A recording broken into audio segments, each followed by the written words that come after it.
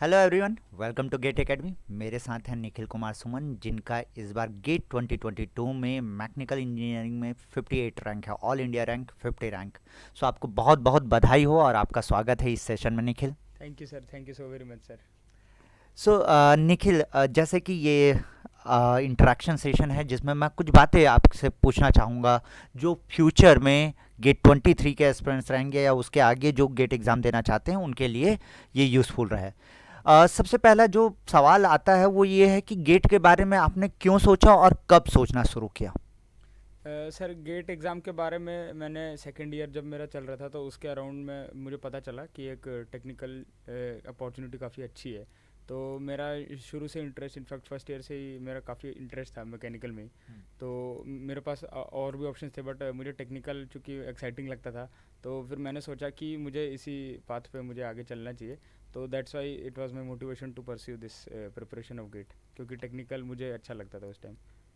Okay, technical अच्छा लगता था तो गेट में जाना है, ऐसा मतलब अपना प्लान था। ठीक है, तो इसका जो प्रिपरेशन है आपने लाइव क्लास से किया, गेट एकेडमी लाइव क्लास से? जी हाँ सर, एक एनएसटी हुआ था तो उसमें मैंने एग्ज़ाम दिया था, तो मुझे स्कॉलरशिप मिली थी, तो फिर हाँ। मैं लाइव क्लास में एनरोल हुआ था। ओके, सो आप लाइव क्लास से कोर्स कर रहे थे। निखिल, मेरा एक सवाल ये रहा है कि जो ऑनलाइन में जैसे कि सिलेबस ख़त्म करना है, पहली चीज़ तो आपको दो, मतलब ऑनलाइन के अपने फ़ायदे और अपने नुकसान हैं। जी फ़ायदा ये मुझे लगता है कि आपको थोड़ा सा समय मिलता है पढ़ने को, जी जी। है ना? ऐसा नहीं है कि आप क्लास अटेंड करने के पहले सेंटर आएंगे ट्रैवलिंग फिर टाइम। वापस, यस, ट्रैवलिंग टाइम जो फटीग है वो कम होता है। बिल्कुल। सो आपको समय मिलने वाला है पढ़ने को, लेकिन जो डिसिप्लिन वाला हिस्सा है, जो डिसिप्लिन, वो कैसे मेंटेन करना है, सिलेबस भाई, जैसे लाइव क्लास में तो खैर हम ख़त्म करते हैं, जी। लेकिन उसके बाद जो रिवीजन वाला हिस्सा है वो आप कैसे मेंटेन करते थे? सर सिलेबस वाला तो जैसा आपने बताया कि लाइव क्लास में थे, तो वो तो आप लोग अच्छे से केयर ऑफ कर ही रहे थे। हाँ। तो उसमें क्या रहा था कि बस क्लासेस को अगर हम फॉलो करें तो हाँ। ऑलमोस्ट टाइम पे हो जाता है सिलेबस। हाँ। और बिल्कुल जैसा आपने मेंशन किया कि ऑनलाइन क्लास का सबसे बड़ा फ़ायदा यही है कि मतलब ट्रैवल की फटीग नहीं है और टाइम एक्स्ट्रा मिल ही जाता है। वो भी पॉसिबल था बिकॉज जो लॉकडाउन का पीरियड था, यस। तो उसमें वो वाला पार्ट भी नहीं था हमारा, हाँ। तो वो भी एक काफ़ी बेनिफिशियल पॉइंट था ऑनलाइन क्लासेस का बेसिकली। और सेकंड थिंग जो आपने मोटिवेशन का कहा, तो मोटिवेशन के लिए तो मैं यही कहूँगा कि डिसिप्लिन बहुत ज़रूरी है, क्योंकि अगर किसी दिन आपको डाउन भी फील हो रहा है, लेकिन आप अगर डिसिप्लिन्ड हो तो आपको अपना लक्ष्य जो है वो क्लियर दिखेगा। मतलब आपका वाई क्लियर है अगर कि मुझे ये क्यों करना है, तो आप डेफिनेटली उसके लिए अपना टाइम दोगे और काम करोगे। तो वो काफ़ी महत्वपूर्ण बात रहती है कि डिसिप्लिन रहना बहुत ज़रूरी है। बिल्कुल, डिसिप्लिन अगर आप रहेंगे तो मुझे लगता है कि हर एक क्षेत्र में, जिस क्षेत्र में आप चाहते हैं उस क्षेत्र में आप सक्सेस पाएंगे। डिसिप्लिन बहुत ज़रूरी है, एक एफर्ट देना ज़रूरी है, कंसिस्टेंसी ज़रूरी है। तो ये चीज़ें हमेशा ज़रूरत पड़ने वाली है लाइफ के किसी भी पड़ाव में आप रहें। निखिल, एक और इम्पॉर्टेंट चीज़ है कॉलेज के साथ, क्योंकि आप अभी लास्ट ईयर के साथ ये रैंक स्कोर किए हैं, और ये रैंक आप जब स्कोर किए तो कॉलेज के साथ चीज़ें मैनेज करना, कंसिस्टेंसी लाना, क्योंकि बीच में आपका एग्ज़ाम आएगा, असाइनमेंट्स रहते हैं, प्रैक्टिकल एग्ज़ाम्स रहते हैं, तो ये कैसे कंसिस्टेंसी आपने मैनेज किया? या मैं अगर आपसे पूछूं कि गेट एग्ज़ाम को कॉलेज के साथ आपने मैनेज कैसे किया? बिल्कुल सर, मतलब जो कॉलेज का जो पार्ट होता है, मीन्स एकेडमिक एक्टिविटीज़ जो होती है, वो ऑब्वियसली इंपॉर्टेंट है, बिकॉज उसी पे बेसिकली हम इवेल्युएट होंगे और हमें डिग्री मिलेगी। तो इसको मैनेज करना काफ़ी मेरे लिए मतलब वो रहता था कि जो सबसे मुश्किल काम था मेरे लिए वो टाइम मैनेजमेंट ही रहता था, क्योंकि ऑब्वियसली उधर का काम हम छोड़ नहीं सकते। और चूंकि गेट का अगर हम सोच लिए थे, तो उसके लिए भी हमको टाइम देना ही था पढ़ने के लिए। तो मैं और सबसे बड़ा जो कारण ये था कि जो सब्जेक्ट्स होते हैं ऑब्वियसली कॉमन होते हैं। तो जो कॉलेज में भी मैकेनिकल के सब्जेक्ट्स होते हैं, सॉम हो गया, टॉम हो गया, डिज़ाइन के या थर्मल के जो सब्जेक्ट होते हैं, थर्मोडायनामिक्स, फ्लूइड, तो वो कॉमन रहते हैं इधर। तो उसका भी मैं एडवांटेज लेता था कि अगर कॉलेज में जो पढ़ाई हो रही है तो उसको भी सीरियसली अटेंड करना, ताकि इधर फ़ायदा हो, और इधर जो पढ़ रहे हैं वो भी ऑब्वियसली उधर हेल्प करेगा ही। तो ये काफ़ी अच्छा था। और टाइम मैनेजमेंट में वही है कि कोई भी जो हम काम कर रहे हैं उसको ज़्यादा लेंदी नहीं करना है, उसको मतलब ज़्यादा लिंगर नहीं करना है, और जो स्टिपुलेटेड टाइम है उसी में उसको कंप्लीट करने की कोशिश करते हैं, ताकि हम मतलब जो हमारा बैकलॉग है वो ज़्यादा बढ़े ना। तो लेकिन जो एग्ज़ाम वाला टाइम होता है, particularly exam, end semester exam की बात करते हैं हम अगर, तो इंड सेमेस्टर एग्ज़ाम जैसे 10 दिन का एग्ज़ाम चल रहा है, 10 दिन का एग्ज़ाम का स्केड्यूल मिला हुआ है, तो उस दौरान गेट का प्रिपरेशन कैसे मैनेज कर रहे हैं, क्योंकि सेमेस्टर एग्ज़ाम है और सेमेस्टर एग्ज़ाम के दौर में तो कहीं न कहीं एक एंग्जायटी रहती है कि आज सेमेस्टर एग्ज़ाम है, 15 दिन पहले ही शुरू हो जा रहता है जी। और दिमाग में चलते रहता है कि अब गेट का पढ़ना है कि उसका पढ़ना है। सो ये चीज़ कैसे की है? आप उस समय पढ़ रहे थे गेट का या नहीं पढ़ रहे थे? क्या था? बिल्कुल सर, ये डायलेमा तो रहता ही है कि जब एग्ज़ाम्स आते हैं सेमेस्टर के, हुँ, तो उसमें हमको उसमें ऑब्वियसली टाइम देना ही पड़ेगा। और उधर जो गेट वाला पार्ट है उसको भी हम कम्प्लीटली लीव नहीं कर सकते, बिकॉज फिर हमारा रिदम टूट जाएगा। बिल्कुल। तो उसके लिए बिल्कुल मैं मतलब जो सेमेस्टर एग्जाम्स है उसके लिए पढ़ता ही था। तो लेकिन जो ये गेट वाला जो पार्ट था उसमें मैं क्या करता था कि मे बी अगर उस टाइम मुझे क्लासेस करने का टाइम नहीं मिल रहा है, तो मैं एटलीस्ट क्वेश्चंस को प्रैक्टिस करता रहता था, जिससे कि मेरा लिंक बना रहे।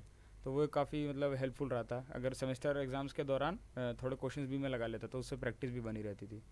तो वो सही रहा था एक। मतलब एग्ज़ाम के दौरान आप गेट के लिए टच में थे, जी हाँ, मतलब मतलब डेली बेसिस पे पूरी को। तरह से नहीं छोड़े थे उसको, थोड़ा सा उसे टच बना के रखा था, क्योंकि जो सेमेस्टर एग्ज़ाम जब ख़त्म हो गए तो फिर वापस से जो थोड़ा बहुत छूटा है तो उसको कवर अप कर लेते थे। ओके। आपने ऐसा कोई डिसाइड करके रखा था क्या कि जैसे कि वीकली सेमेस्टर एग्जाम्स आए तब तो अब बात अलग है, लेकिन अगर हम बात करें नॉर्मल जब स्केड्यूल चल रहा है, कॉलेज का स्केड्यूल चल रहा है, कॉलेज नॉर्मल जब चल रहा है, सो उस दौरान कोई फिक्स आवर्स आपने रखा था, कोई फिक्स टाइमिंग था कि इतना डेली पढ़ना है या कुछ इस तरीके का प्लानिंग था, क्या था? जी हाँ सर, मतलब जो कॉलेज की क्लासेस थी वो हम्म, ऑब्वियसली दिन में चलती थी, मतलब 9 टू मे बी 2:30 और 4 तक क्लासेस चलती थी, शाम तक। तो उस दौरान और मतलब कंजेक्टिव क्लास नहीं होती थी, बट फिर भी स्लॉट्स में होती थी। तो उस टाइम कॉलेज की क्लास कर ली, और फिर जब खाली टाइम मिला तो उस टाइम क्लासेस कर ली, अपने क्वेश्चंस लगा ली। और रात का जो टाइम था स्पेसिफिकली उसको मैं कम्प्लीटली देता था गेट वाले पार्ट पे। तो वो रात वाला जो 4 से 5 घंटे का जो टाइम रहता था वो मैं डेडिकेटली देता था गेट पार्ट को। ओके। एक चीज़ और कि जैसे कि गेट एग्ज़ाम का आप प्रिपरेशन कर रहे हैं तो इसमें दो तीन स्टेप मुझे लगता है, या किसी भी एग्ज़ाम का आप प्रिपरेशन करें तो दो तीन स्टेप बहुत इंपॉर्टेंस होता है, इस इम्पोर्टेंस रखता है। एक है आपका सिलेबस का ग्रेट आइडिया होना चाहिए। जी। सो ऑब्वियसली आप जब जुड़े गेट एकेडमी के साथ जुड़े तो सिलेबस का आइडिया तो आपको मिल ही गया होगा और एकदम कॉमन है, किसी भी एग्ज़ाम में आप जाए तो आप सिलेबस का आइडिया तो ले ही सकते हैं। दूसरा है, मुझे जो लगता है वो है कि रिसोर्सेस। सो आप रिसोर्सेज यूज़ किए ये वाला जी। कि चलिए यहाँ से पढ़ते हैं, है जी। ना, ये रिसोर्सेज आपको मिला। तीसरा होता है टेस्ट सीरीज और चौथा होता है पीवाईक्यू। सो ये जो दो चीज़ें, लास्ट की दो चीज़ें हैं, टेस्ट सीरीज और पीवाईक्यू। टेस्ट सीरीज आपने कब से देना शुरू किया और किस तरीके से, जैसे टॉपिक वाइज या आपने सब्जेक्ट वाइज या सीधा मॉक टेस्ट, किस तरीके से आपने टेस्ट सीरीज स्टार्ट किया था? सर टेस्ट सीरीज़ का जैसे जो सिलेबस हमारा था वो ऑलमोस्ट एंड होने वाला था अराउंड नियर सितंबर अक्टूबर, इसके दौरान। तो उस टाइम मैंने जब सिलेबस कंप्लीट होने वाला था but still it was going on, तो मैंने पार्ट टेस्ट देना चालू कर दिया था, थोड़ा असेस करने के लिए कि कौन सा सब्जेक्ट थोड़ा स्ट्रांग है, कौन सा वीक है, ताकि अकॉर्डिंगली मैं उसको प्रिपेयर कर सकूँ। तो उस टाइम से अराउंड मैंने नवंबर के टाइम से पार्ट टेस्ट मैंने सब्जेक्ट वाइज देना चालू कर दिए थे। और फुल लेंथ टेस्ट का मतलब एग्जैक्टली कोई नंबर मैंने डिसाइड नहीं किया था कि इतने 15 या 20 टेस्ट देने हैं, क्योंकि मैं उस टाइम ऐसा मान के चल रहा था कि अगर मैं लिमिटेड टेस्ट देता हूँ, मतलब 10 भी टेस्ट दे लेता हूँ और उनको अच्छे से एनालाइज कर लेता हूँ, ताकि गलतियाँ पता चले कि कौन सी रिपीट हो रही है या फिर जो क्वेश्चन अटक रहे हैं। तो उस तरह से मैं सोचा कि वो ज़्यादा बेटर प्लानिंग रहेगी मेरे लिए। तो मैं जो फुल लेंथ टेस्ट सीरीज़ थी वो लास्ट वीक ऑफ दिसंबर और जनवरी से मैंने चालू किया, हर सैटरडे संडे में देता था। तो एक एक टेस्ट, तो around 8 to 10 full length test मैं दे पाया था उस दौरान। तो और उसके बाद फिर उसको एनालाइज किया तो वो काफ़ी हेल्पफुल रहते फिर फाइनल एग्ज़ाम के दिन। ओके। सो ये जो टेस्ट दे रहे थे उसमें आपके एवरेज मार्क्स कैसे थे? मतलब एवरेज मार्क्स कहने का मतलब जो आपका एक्चुअल एग्ज़ाम में जो मार्क्स आए हैं और जो टेस्ट सीरीज में मार्क्स आ रहे थे, क्या उसमें डिफरेंस है? आपको ऐसा दिखा क्या कि जो टेस्ट सीरीज में मार्क्स आ रहे थे उससे कम मार्क्स एक्चुअल एग्ज़ाम में है, क्या उससे ज़्यादा मार्क्स है, किस तरीके का है? ऑब्वियसली सेट मतलब मोस्ट ऑफ द स्टूडेंट्स के साथ जो केस था वो केस मेरे साथ भी था, क्योंकि जब टेस्ट सीरीज़ फुल लेंथ देना चालू किए थे तो उस दौरान जो मेरे नंबर्स मार्क्स के जो रेंज थे वो अराउंड 60 65 समटाइम्स 65+। तो उस टाइम थोड़ा ऐसा फेज लगता था कि मतलब अभी इतना अच्छा नहीं हो पा रहा है।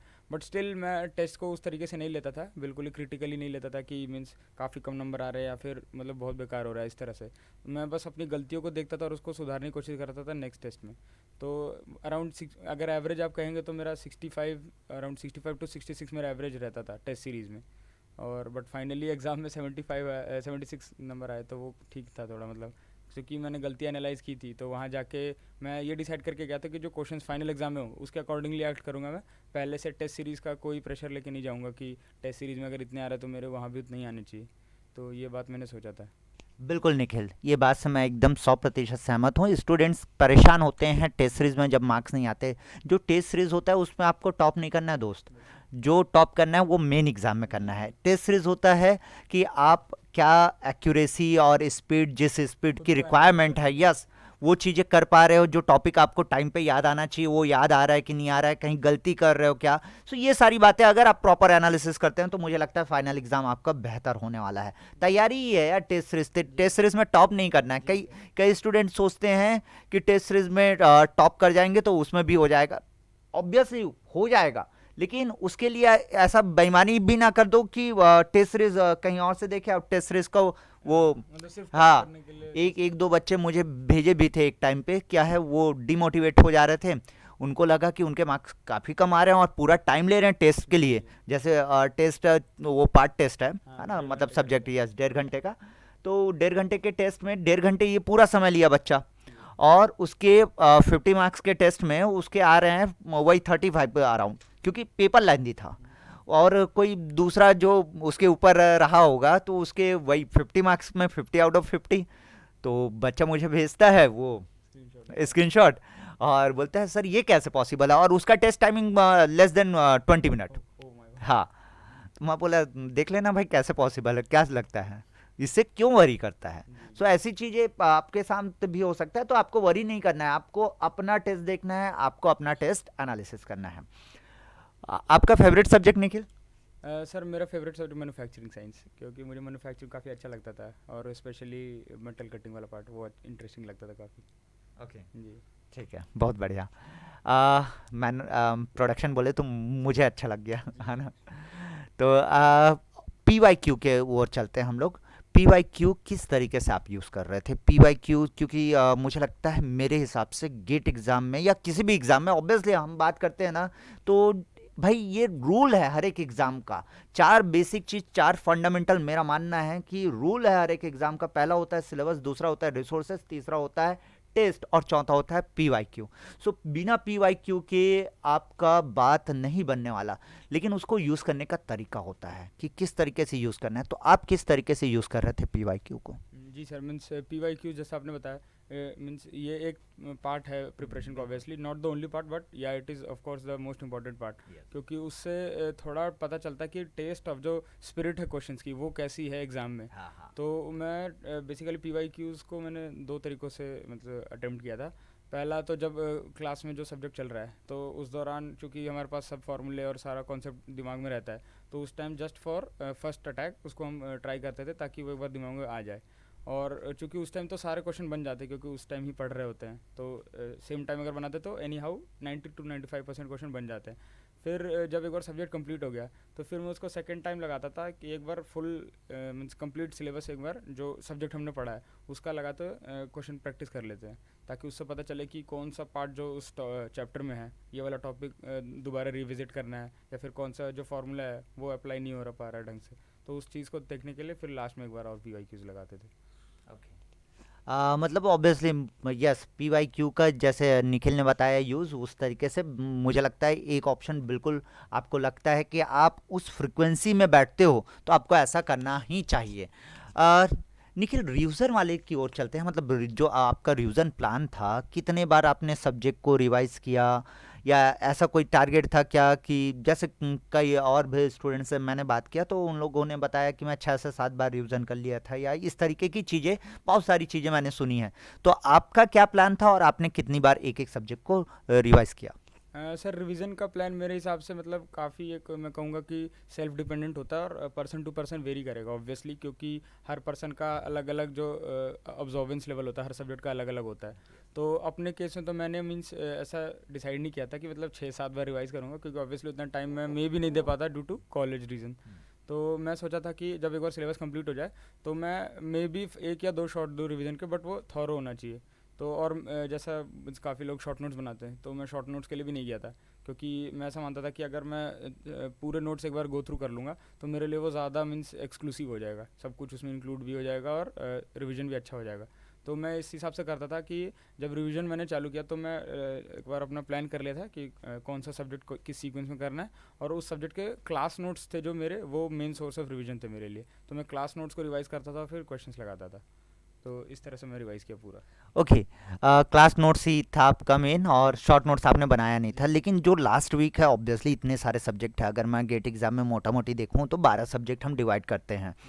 चार सब्जेक्ट आपका थर्मल बेसिक थर्मोडाइनमिक्स हो गया, एप्लीकेशन हो गया, एफएम हो गया, हीट ट्रांसफर हो गया, इधर इधर आपका engineering mechanics, strength of material, machine design और थ्योरी ऑफ मशीन हो गया, और इधर आपका प्रोडक्शन, इंडस्ट्रियल, मैथ्स और एप्टीट्यूड। जी। सो टोटल लगभग 12 सब्जेक्ट हम इस तरीके से डिवाइड करते हैं, और इन्हीं चीज़ों पे हम प्रिपरेशन करते हैं। तो 12 सब्जेक्ट का पूरा क्लास नोट्स रिवाइज करना बिफोर द एग्ज़ाम, मतलब ये कैसे मैनेज हुआ? क्योंकि कहीं ना कहीं वो सोच के ही थोड़ा सा लग रहा है कि भाई उतना सारा, क्योंकि 12 सब्जेक्ट का नोट्स मुझे लगता है कि यहाँ से अगर हम रखें तो काफ़ी हाइट का बन जाएगा वो, इतना तो हो ही जाएगा जी। या इससे ज़्यादा, है जी। ना? क्योंकि जितना हम पढ़ाते हैं उससे तो मुझे लगता है, मैन्युफैक्चरिंग की आपने बात की, तो मैन्युफैक्चरिंग में जितना पढ़ाता हूँ तो उस हिसाब से तो इतना, हाँ यस, कॉपी चला जाएगा आपका। थ्योरी ऑफ मशीन में भी ऐसी कॉपी चला जाएगा, ईएम में, ईएम भी बहुत पढ़ते हैं हम लोग, है ना? तो उस तरीके से तो उतना नोट्स आप कैसे रिवाइज किए, मतलब लास्ट वीक? क्योंकि मुझे लगता है जिस प्रकार का प्लानिंग आपका रहा है, बहुत लोग फॉलो करते हैं, जी। है ना? और आगे भी करेंगे। लेकिन कहीं ना कहीं ये जो सवाल है, अगर ये सवालों का जवाब मिले उनको, तो आसान हो जाएगा इस बात में चलना। तो वो लास्ट टाइम में कैसे रिवाइज किए इसको? सर लास्ट टाइम में जैसे कि ऑब्वियसली अगर आप एक रात पहले बात करें तो वो तो पॉसिबल नहीं है, मीन्स वो मैं सजेस्ट भी नहीं करूँगा ना, मैंने खुद भी किया था कि एक रात पहले 12 सब्जेक्ट पढ़ रहे हैं, क्योंकि वो टाइम होता है थोड़ा सा अपने आप को कूल रखने का, और जो भी हमने मीन्स समेटने का टाइम होता है बेसिकली, जो भी हमने पढ़ा उसको कलेक्ट करके हम जितना अच्छा डिलीवर कर पाएँ एग्ज़ाम टाइम में, वो ज़्यादा अच्छा रहता है। और जहाँ की आपने बात की जो फाइनल टच था रिवीजन का, मीन्स जस्ट बिफोर एग्ज़ाम जो बिल्कुल फाइनल हो, उसके बाद सीधा 11 एग्ज़ाम में जा रहे हैं, तो उसमें जब मैं रिवाइज कर रहा था, चूँकि मैंने बोला कि मैं पूरा अपना नोट्स गो थ्रू कर रहा था, तो उस टाइम मैंने देखा कि जो फंडामेंटल सब्जेक्ट्स हैं, तो उनमें जो कॉन्सेप्ट वाला पार्ट है, जो फंडामेंटल सब्जेक्ट्स है वो कॉन्सेप्ट वाले पार्ट को मैं एक बार देख लूँ अच्छे से, और जो एप्लीकेशन वाले सब्जेक्ट्स होते हैं लाइक आईसी इंजन हो गया, थर्मोडायनामिक्स का जो एप्लीकेशन है आरएसी आईसी इंजन, तो उनके फार्मूलेज मैंने देख लिए, क्योंकि उसमें कॉन्सेप्ट वाला पार्ट थोड़ा सा रहता है, और गेट में जो मीन्स जो पार्ट रहता है वो एप्लीकेशन में से न्यूमेरिकल ज़्यादा आता है। तो उसका मैंने ऐसे डिवाइड किया था कि जो फंडामेंटल सब्जेक्ट्स हो गए, सॉम हो गया, टॉम हो गया, फिर फ्लूइड मैकेनिक्स हो गया, तो इसमें बेसिक कॉन्सेप्ट देख लेंगे, और जो एप्लीकेशन वाला पार्ट है उनके फार्मूलेज देख के मैं गया था लास्ट में। तो इस तरह से मैंने अपनाया था ये। ओके। आपने इन सारी चीज़ों में एक बात बोली कि कूल रखना एग्ज़ाम से पहले, क्योंकि मुझे लगता है ये 3 घंटे का एग्ज़ाम है, 3 घंटे में बहुत सारी चीज़ें मैटर करती है, सिर्फ नॉलेज नहीं, सिर्फ आपका जितना पढ़े वही चीज़ें नहीं, इसमें जो टेम्परामेंट है आपका, क्वेश्चन को देख के, क्योंकि इस बार पेपर भी ऐसा था जी कि थोड़ा। जो अपना टेम्परामेंट खोया, इवन दो उसको आता रहा होगा, वो एग्ज़ाम के बाद देखा भी होगा कि पेपर उससे पूरा बन रहा था ऑलमोस्ट, मतलब अभी मैं बोलूँ तो टॉप 100 में वो स्कोर कर सकता था, लेकिन बिकॉज ऑफ टेम्परामेंट जो उसको वहाँ पे बना के रखना था, वो लूज़ कर गया, तो उसका रैंक नहीं आ पाया। सो उसके लिए आपने कुछ प्लान किया था, या आपका कोई मतलब ऐसा है स्पोर्ट्स वगैरह कुछ, मतलब एक प्रॉपर दिनचर्या रहता है क्या जिससे आप टेम्परामेंट को मैनेज करते हैं? क्योंकि मुझे लगता है कि कई लोग योगा करते हैं, कई लोग अपना गेम खेलते हैं, कई कई प्रकार की चीज़ें होती है जो कि हेल्प करता है टेम्परामेंट में। तो आप क्या करते थे, या आपने क्या प्लान किया था? ऑब्वियसली सर जो टेम्परामेंट वाला पार्ट आपने बोला वो बहुत मीन्स इंपॉर्टेंट रहता है एग्जाम में, टेम्परामेंट और परसिवरेंस मैं कहूँगा, क्योंकि जैसा कि आपने बोला काफ़ी लोग योगा करते हैं, मीन्स मैंने पर्सनली फॉलो नहीं किया था, बट इनफैक्ट अगर कोई करते हैं तो वो काफ़ी अच्छा है, क्योंकि योगा से हम काफ़ी रिलैक्स भी होते हैं। और जो परसिवरेंस वाली बात है वो ये है कि मीन्स पूरे 3 घंटे एग्जाम के टाइम में हमको मीन्स कभी भी ऐसा मोमेंट नहीं आना चाहिए कि हमको गिव अप देना चाहिए, बिकॉज हमको सेम इंटेंसिटी से, या फिर मैं जैसे कहूँ कि जैसे कैपेसिटर होता है, तो वो चार्ज होने के बाद उसको एक टाइम पे एनर्जी अपनी सारी डिस्चार्ज करनी रहती है। तो वैसा ही मैं इसको एग्ज़ाम को भी मानता हूँ, इनफैक्ट गेट एग्ज़ाम नहीं, कोई सा भी एग्ज़ाम हो या कुछ भी हो, मतलब आप कोई भी इवेंट अगर आप जा रहे हो, शो कर रहे हो, तो उसमें आपका जो भी आपकी स्ट्रैटेजी है, जो भी आपका प्रैक्टिस है, उसको उस शो टाइम के दौरान आपको एग्जीक्यूट करना है। तो इसलिए मैं कहूँगा कि जो माइंडसेट है वो काफ़ी ऐसा लेके रखना चाहिए, क्योंकि ऑब्वियसली अननोन चीज़ है सबके लिए, तो इन प्रॉम्प्ट बिहेवियर होना चाहिए, बिकॉज जो सामने आ रहा है अगर सिचुएशन के अकॉर्डिंगली हमको रिएक्ट करना चाहिए। तो उस हिसाब से अगर आप माइंडसेट लेके चलेंगे, तो अगर नया क्वेश्चन भी कुछ आता है या फिर डिफ़िकल्ट सिचुएशन भी रहती है, तो उसको आप इजीली हैंडल कर सकते हैं कि ठीक है मैं इसको बाद में हैंडल करूँगा या फिर किसी और तरीके से हैंडल करना है। तो ये सब चीज़ें अगर दिमाग में रहती है तो मीन्स ऑब्वियसली, हालांकि स्ट्रेस एग्ज़ाम का सबका रहता है। मैं भी जब एग्ज़ाम देने गया था, तो शुरू के जो 15-20 मिनट होते हैं, तो इक्वली प्रेशर, मैं नहीं मानता कि किसी पे कम प्रेशर या ज़्यादा प्रेशर, वो प्रेशर सब पे इक्वली रहता है। वो बट वो 15-20 मिनट्स ही मीन्स गेम चेंजर होते हैं, क्योंकि उसमें आप जिस तरह से अडेप्ट करते हैं, जिस तरह से आपका माइंडसेट बदलता है उस टाइम, हाँ। तो वो फिर आगे का पेपर डिक्टेट करता है फिर। बिल्कुल, एकदम सही बात है ये कि आपको वहाँ पे टेम्परामेंट मैनेज करना है और 3 घंटा जो मैनेज कर लिया वही जंग जीतेगा। जी जी। तो निखिल, जैसे कि आपने कुछ सोच रखा था क्या कि अगर टफ पेपर आएगा या पेपर आसान रहेगा? क्योंकि पेपर लगातार इस तरीके से आ रहा था कि आसान पेपर आ रहा था जिसमें लोगों के 90 स्कोर बहुत आसानी से हो रहे थे। और मुझे ऐसा याद भी है, ऐसा भी दिन आया मैकेनिकल इंजीनियरिंग में कि 90 स्कोर करने के बावजूद 3 डिजिट रैंक रहा है।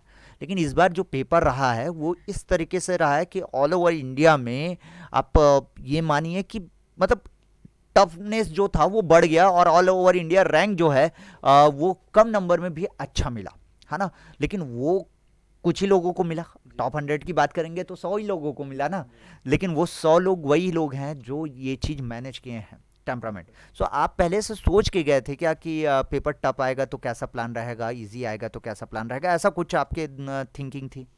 सर, पेपर टफ या इजी का मीन्स मैं ये बात कहना चाहूँगी, मीन्स प्री ऑक्यूपाइड माइंड के साथ तो बिल्कुल नहीं जाना चाहिए कोई भी चीज़ में कहीं भी, हाँ। बिकॉज अगर वो एक्सपेक्टेशन हमारी रियलिटी के साथ मैच नहीं करते हैं तो फिर वो अनड्यू प्रेशर आ जाता है हमारे पास। हाँ। और जैसा कि आपने बताया जो प्रीवियस ईयर का जो ट्रेंड था 90 मार्क्स पे भी मतलब 3 डिजिट रैंक, हाँ। तो मैं ऐसा सोच के नहीं जाता था कि कितने मार्क्स पे कितने रैंक, क्योंकि ऑब्वियसली वो पेपर पर डिपेंड करना है, ऑब्वियस वो हम जान नहीं रहे हैं पहले से कि क्या होने वाला है। और जो कि मतलब वही प्री ऑक्यूपाइड माइंड वाली बात आ जाती है। प्री ऑक्यूपाइड माइंड सेट के साथ बिल्कुल नहीं जाना है, क्योंकि वो आपको हार्म कर सकता है वहाँ पे। और ये एक चीज़ और कहना चाहूँगा कि अगर पेपर टफ आता है तो जिन बच्चों की तैयारी अच्छी होती है तो इनफैक्ट उनको फ़ायदा होता है, बिकॉज अगर पेपर इजी रहता है तो फिर वो मार्क्स वर्सेस रैंक वाला जो सिचुएशन होता है वो काफ़ी क्रंच हो जाता है। तो उस केस में अगर पेपर टफ आता है और आपकी तैयारी अगर अच्छी है, तो आपको कॉन्फिडेंस आना चाहिए कि ये पेपर टफ है और मैं इसमें अच्छा परफॉर्म करूँगा तो मुझे फ़ायदा होगा। तो ये बातें ध्यान रखनी चाहिए। बिल्कुल, बिल्कुल। पेपर टफ आने का तो मुझे भी लगता है जी। कि फ़ायदा देखने को जिन्होंने मिलता है। पढ़ाई की उनको ऑब्वियसली फ़ायदा होगा, क्योंकि अगर पेपर टफ है तो वो सारे क्वेश्चन सबसे नहीं बनेंगे, और अगर आपने पढ़ाई किया तो आपका अप्रोच उस ढंग से होगा कि आप उसको निकाल ले जाओगे। ओके, ग्रेट निखिल, आपसे बात करके बड़ा अच्छा लगा। कुछ पॉइंट्स मुझे लगता है जो गेट एस्पिरेंट्स हैं, है ना, उनके लिए यूज़फुल होने वाला है, क्योंकि मुझे लगता है कि जो नेक्स्ट ईयर टॉपर्स रहेंगे या नेक्स्ट ईयर जो रैंक लाने वाला है ना, इन्हीं में से कुछ बातें निकालते हैं जो आप लोग करते हैं ना बात, वहीं से बातें निकालते हैं, यही चीज़ें फॉलो करते हैं और फिर वो अप्लाई करते हैं, वो अपना प्लानिंग करते हैं कुछ कुछ चीज़ें। सो वहाँ से फिर वो भी अच्छा करेंगे ज़िंदगी में, मुझे लगता है, और चीज़ें अच्छी रहेंगी। So thank you so much Nikhil, हमारे साथ जुड़ने के लिए, और all the best for your future. आप जो चाहते हैं लाइफ में आपको ज़रूर मिले। Thank you sir, thank you very much. Thank you so much.